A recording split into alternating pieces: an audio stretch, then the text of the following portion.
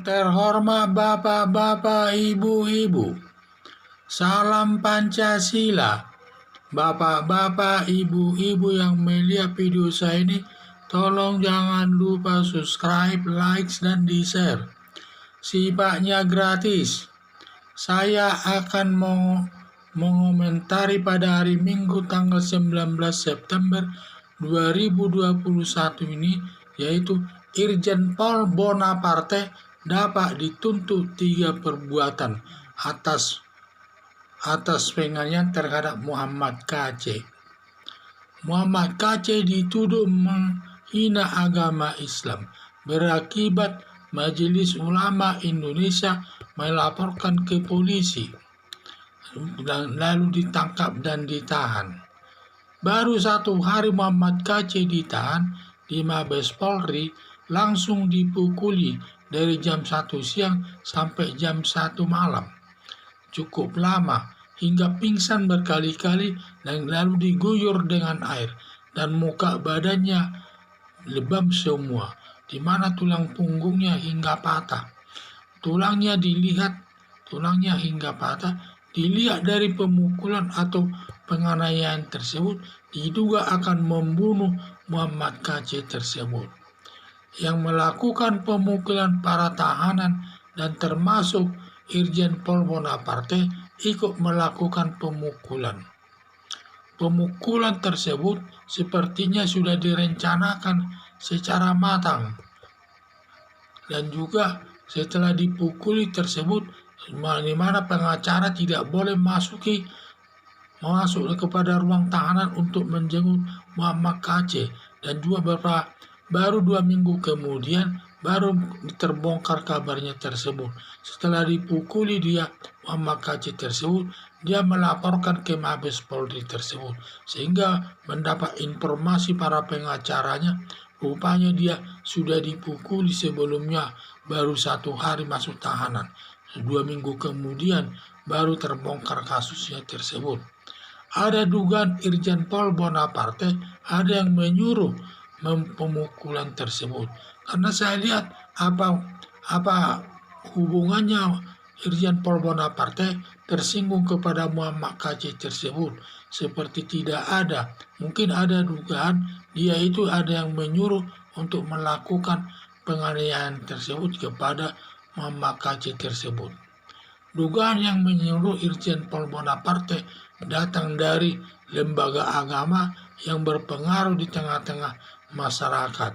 Mungkin ada yang menyuruhnya tersebut mungkin datang daripada lembaga agama yang berpengaruh, sehingga Irjen Pol Bonaparte ini sampai mau melakukan perbuatan sekejam itu. Perbuatan kejahatan Irjen Pol Bonaparte dapat dituduhkan 3 perbuatan dengan 3 dakwaan sebagai berikut.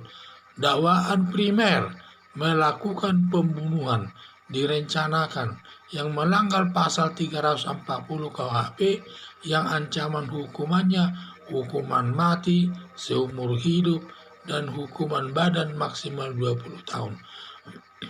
Masalah hukuman ini tergantung nanti hakim. Bisa dia menjatuhkan hukuman mati kalau terbukti, bisa dia seumur hidup, bisa 20 tahun, bahkan bisa di bawah 20 tahun pun bisa dijatuhkan hukumannya.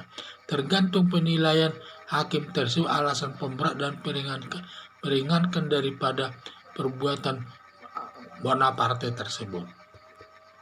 Baru dakwaan kedua, dakwaan subsidiar, yaitu rencana melakukan pembunuhan biasa melanggar pasal 338 KUHP yang ancaman hukumannya selama 15 tahun. C. Dakwaan lebih subsidiar, melakukan penganiayaan berat hingga tulang punggungnya ada yang patah melanggar pasal 351 ayat 1 KUHP yang ancaman hukumannya 7 tahun. Ketentuan dalam dakwaan tersebut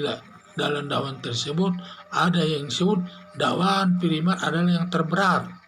Kalau tidak terbukti dakwaan yang terberat tersebut sebagai dakwaan primer itu dakwaan terberat.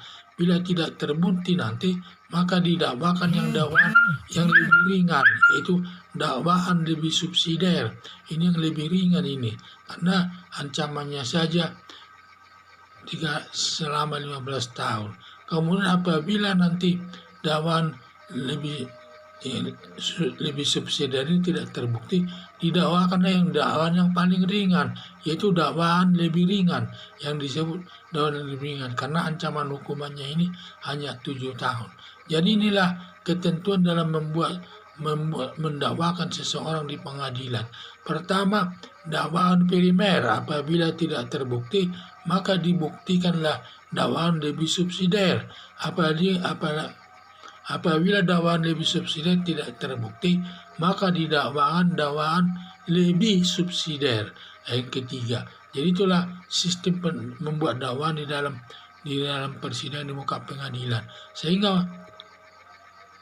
sehingga masalah hukuman tergantung putusan hakim sesuai dengan perbuatannya, karena ancaman daripada pasal-pasal tersebut berbeda-beda ancaman hukumannya, tergantung yang terbukti mana, maka itu ancaman hukuman itu nanti yang didakwakan dan jatuhkan hukumannya sesuai dengan perbuatannya.